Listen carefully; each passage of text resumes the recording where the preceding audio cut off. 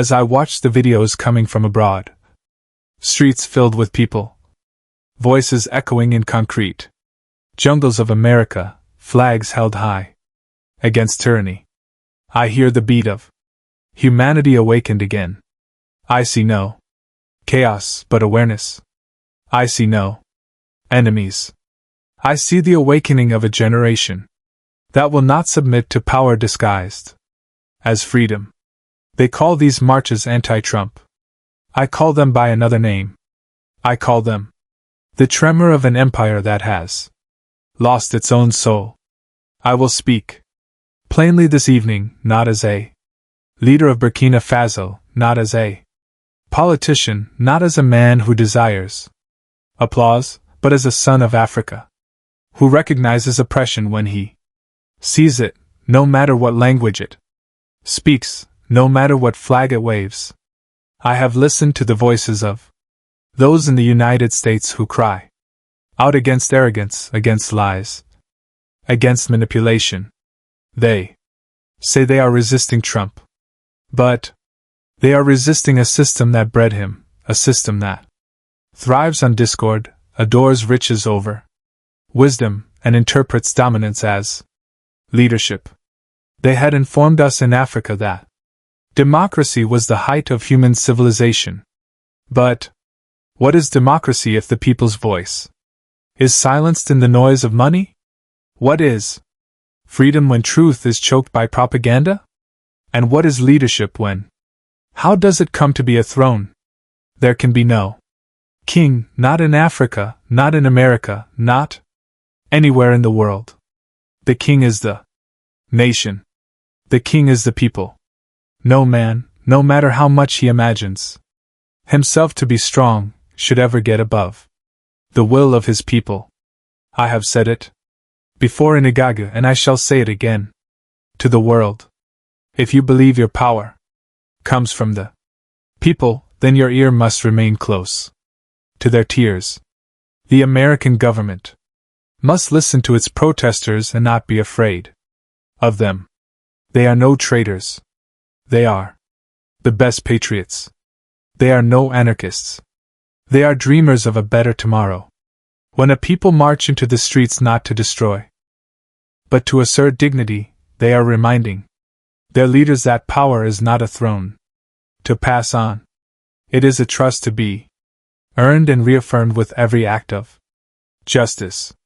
Leadership is a sacred compact between the governed and governance. It is not penned on paper but upon the hearts of the people. And every time the people march, they are asserting we remember that compact. Do you? When people flood the streets, when people lift their fists, not in anger but in hope, they are not rending their country asunder. They are trying to repair it. They are reminding the powerful, you've deviated too far from the oath you took from us. They are the heartbeat of democracy, reminding the thinking of power that it can't live without the body that sustains it. The people are not enemies of the state. They are the state. They are its conscience, its footing, its breath.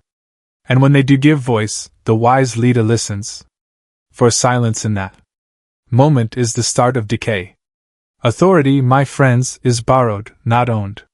It is loaned by the collective will of millions who have faith in a dream, who sacrifice a portion of their freedom so that order may be.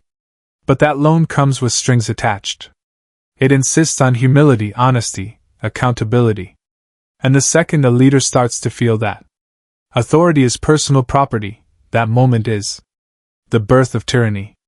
When a ruler starts to perceive himself as indispensable, when he confuses obedience with loyalty and fear with respect, he has already started constructing his own destruction. Brick by brick. Power, left unchecked, becomes blind. It remembers not that its strength lies in consent, not coercion. It harbors around it flatterers who nourish its delusion of greatness, and it forgets the people who raised it from dust. That is how tyranny masquerades itself. Not in chains or crowns, but in the seductive speech of security, stability, order. They will tell you. The protesters are dangerous when it is their own corruption that is dangerous. They will teach you. We must restore calm when it is their injustice that has disturbed the peace. Tyranny never accepts that it has failed. It always accuses the people for having dared to see. But truth, my brothers and sisters, cannot be silence forever. You can jail a protester, but you cannot jail his dream. You can muffle a journalist, but you cannot silence the questions burning in the breasts of millions. You can hush a voice in the web, but you cannot pull the human spirit from its plug. Truth is like wind. It creeps in every crack, whispers through every wall, and eventually it is a tempest that no fortress will withstand. Each thought whose time has come has a power stronger than armies. It does not arrive with arms. It arrives with belief. It cannot be shot down, for it lives in the hearts of the living and the as yet unborn. History itself will prove witness to this. From the peasants who rebelled against kings to the slaves who rebelled against masters to the colonized who rebelled against empires. Each oppressor had at one point or another believed he might be able to silence his people. Each tyrant imagined he could bury the truth. But they all learned too late. You may bury a man, not a movement. And so when the people rise up to take dignity, the world should not gaze upon them with fear, but with wonder. For they are the keepers of civilization's flame. Their revolt is not chaos.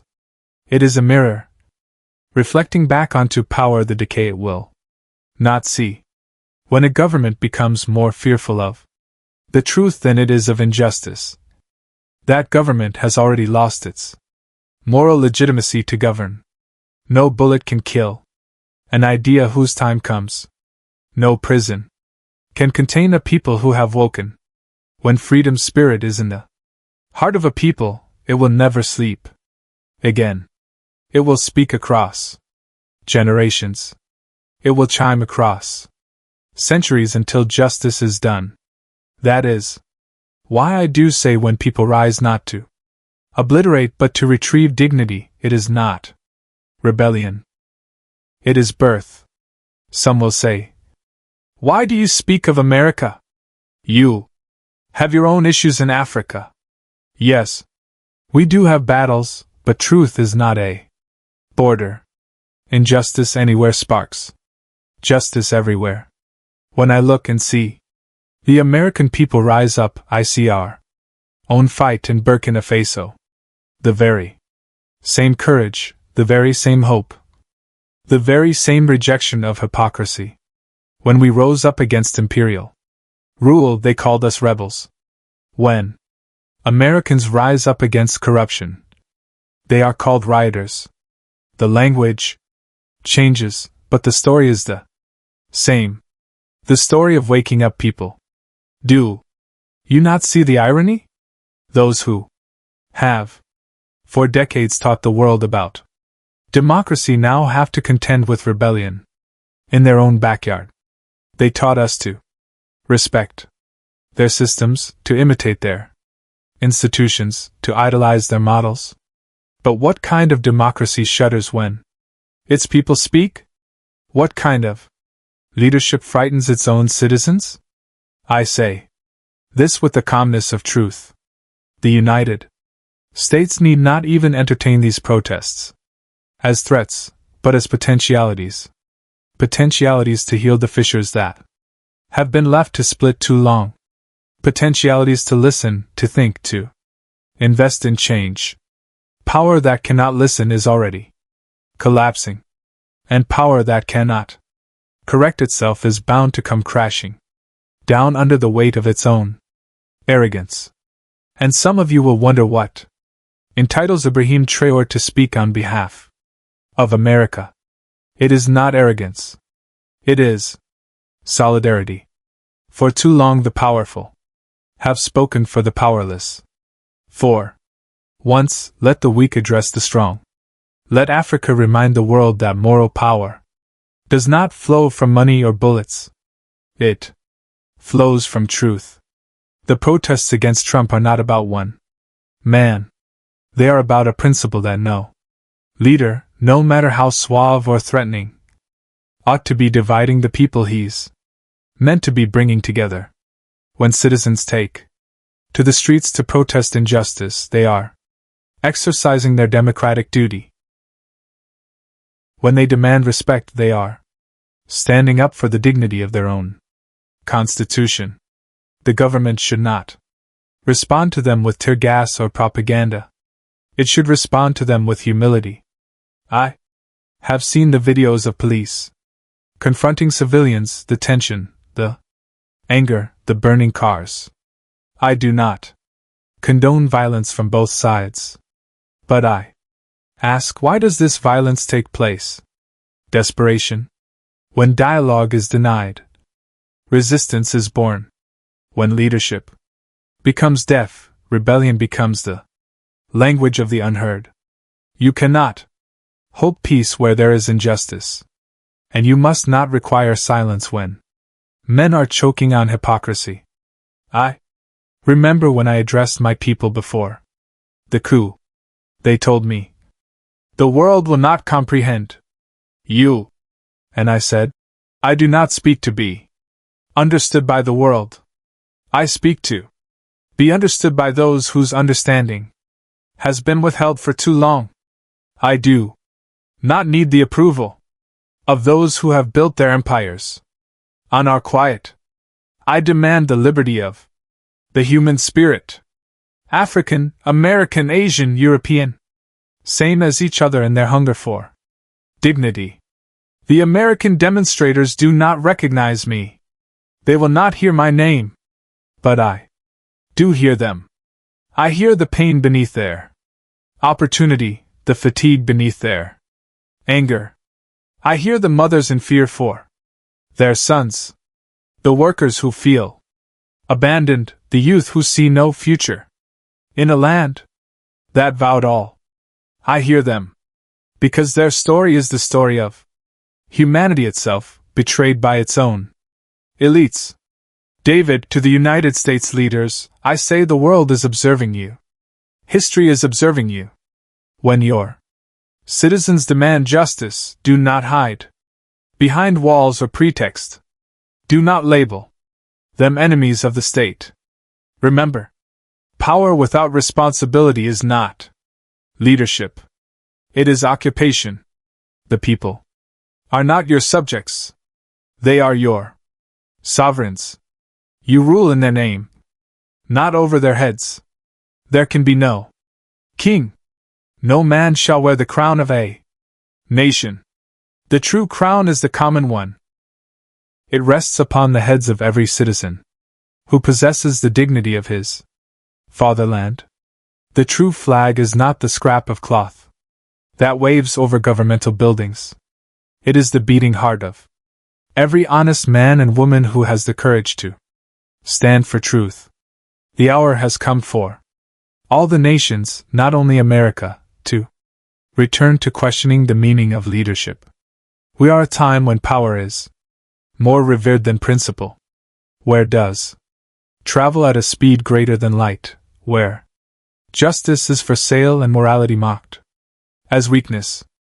But I must say this: civilizations do not perish when they lose wars.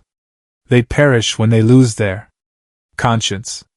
I have witnessed empires rise and fall on the pages of history. Rome fell not due to its enemies, but because of its corruption. The French monarchy fell not because peasants were armed, but because kings were not wise enough. The Soviet Union fell not because of capitalism, but because it stopped hearing from its people. And America, yes, even America can fall if it continues to confuse dominance with destiny. To my brothers and sisters who are protesting in the streets, I say, do not despair. Any movement begins as a whisper. Any revolution begins as a question. You may be ridiculed. You may be jailed. You may be informed that you are wasting your time. But remember, truth takes a long time, and then suddenly it is unstoppable. You are not battling against a man. You are battling for an idea. The idea that power resides with the people. And to the soldiers, the police officers, the men in uniform who face these protesters, remember, they are your people. Their anger is your mirror. Your pain is their pain. When you lift your gun against them, you are lifting it against your own future. The uniform that you wear is not a charter to muzzle. It is a responsibility to safeguard. Safeguard not the monarch but the republic. Safeguard not the throne but the truth. I have always asserted that the greatness of a nation is not defined by GDP but by its moral courage. America has presented the world with technology, innovation. But now it must provide the world with something more. Humility. The humility to know when it has made an error. The humility to listen to its own people. The humility to realize that power without justice is weakness. I am not your enemy. I am not your friend. I am a witness of history informing you that power is transitory. Empires rise and fall, but human beings persist. The African knows this quite well.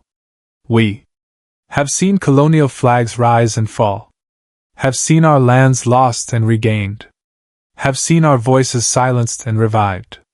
That is why I speak. For because silence in response to injustice anywhere is complicity everywhere. The anti-Trump protests are not the end. They are the beginning of a reckoning long past due. Whether you support him or despise him, know this. Trump is a symptom, not the disease. The disease is the arrogance of unchecked power, the cult of wealth, the addiction to domination.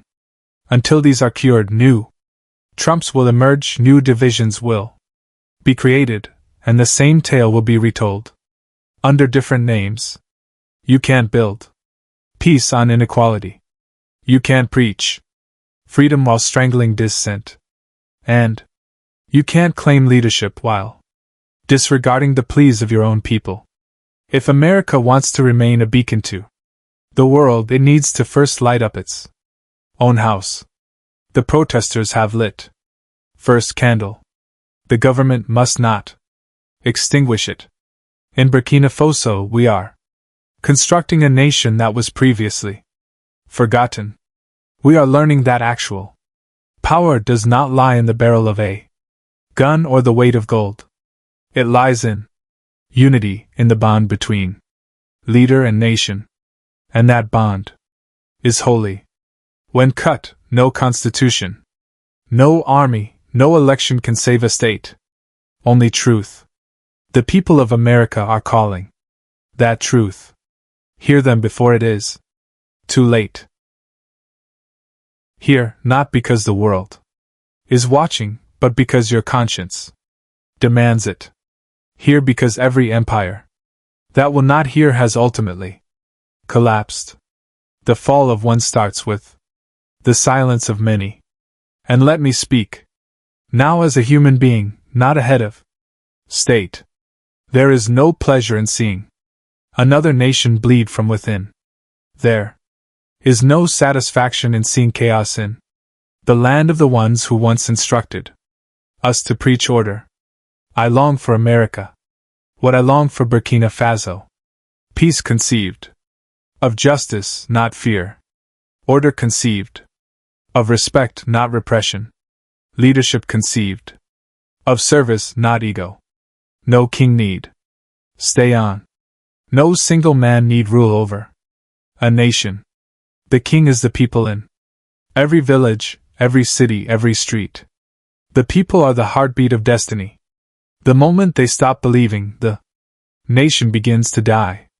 That is the law of history, written not in ink but in blood. If I might speak to the protesters in America, I would tell them, do not despair.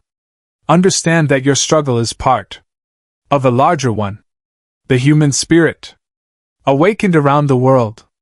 From Ouagadougou to Washington, from Bamako to Boston, from Accra to Atlanta, one message. Dignity is not negotiable. And if I might speak to those in power, I would tell them this. Humility is not weakness. In a world drunk on pride, humility is the last expression of strength. It requires far greater courage to bow your head to truth than to shroud yourself in authority. Power tempts leaders to believe that they are perfect, but humility reminds them that they are human and that humanity, not hierarchy, is the foundation of true leadership. The arrogant leader thinks of himself as master. The servant leader regards himself as a servant.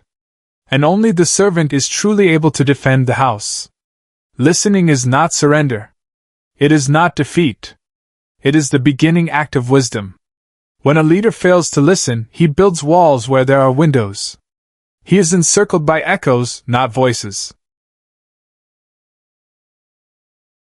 He begins to mix up silence with loyalty and submission as peace. But silence is a volcano. It bubbles until it erupts. Listening, thus, is not a luxury. It is survival. It is the sole way in which a ruler remains attuned to the heartbeat of his people. The sole way in which power keeps alive and does not rot into tyranny. The true test of leadership is not how many years you can stifle dissent, but how deep you can understand it. Anyone can stifle a voice. It takes no genius to oppress, but to understand, to look into the eyes of your people and see not opponents but human beings. That requires moral courage. Great nations are not formed by those who do not want to be criticized. They are formed by those who court it. Any street protester is a carrier of a truth which has long been neglected. They are not obstacles to order. They are signs of where the system has failed. The mob in the streets may intimidate you, yes, but they are not your adversary. They are your teachers. They are the reflection of your leadership, the living grade book of your moral responsibility. When they yell, it is because your whispers of justice are too soft. When they organize, it is because your doors of dialogue have been closed. When they disobey, it is because they do not feel heard anymore. If you want to lead them first, be courageous enough to learn from them. They are teaching you what textbooks cannot. The soul of your nation crying up for renewal. You won't hear this in the news, in slick speeches, or in government hearings full of advisors speaking only what you wish to hear. You will hear it in the quivering voice of a mother who can't feed her child, in the fatigued hands of a worker who has lost hope, in the eyes of a young man who feels invisible in the very land he was born where. That is the actual curriculum of leadership. The lesson written in the suffering and strength of your people.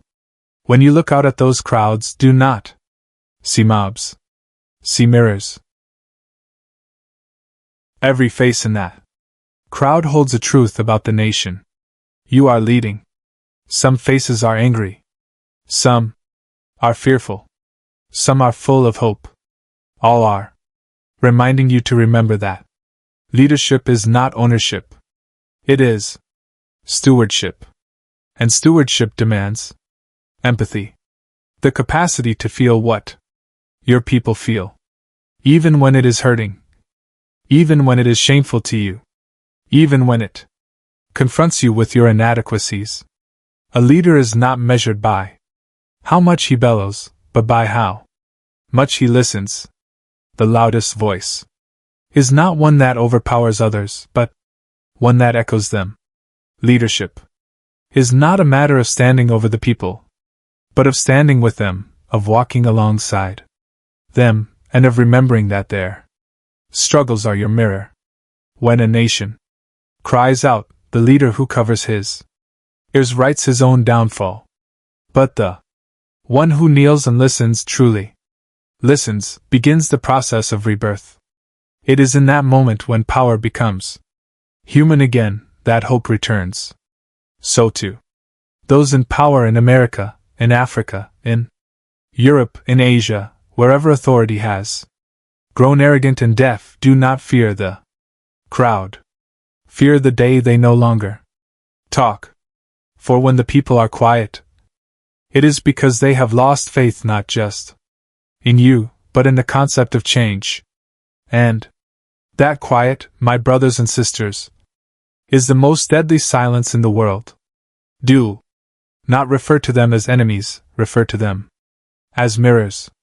For every leader who does not want to hear from the mirror of truth will eventually be shattered by it. And I say to the world, do not ridicule America. Don't celebrate its conflict. Instead, learn from it. For the same forces sowing unrest there, greed, manipulation, pride live everywhere.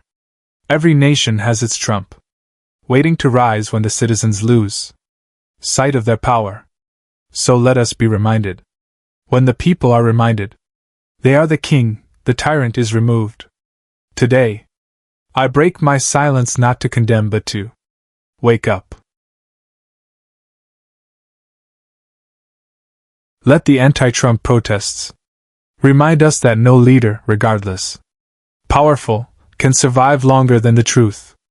Let them remind us that history belongs to those who are not afraid to ask questions. Let them remind us that the world cannot be governed by fear indefinitely. That a new dawn is always born out of the bravery of those who are not willing to surrender. I believe in that dawn. I believe in human ability to rise again. And even though the journey ahead can be long and agonizing, I know this. The fire of truth once lit will never be extinguished. Not by kings, or by presidents, or by empires. The people will win. And when they rise, they will tell the world that no man is higher than his nation and no throne higher than the voice of the people. That, my good friends, is the law of freedom, and it is eternal.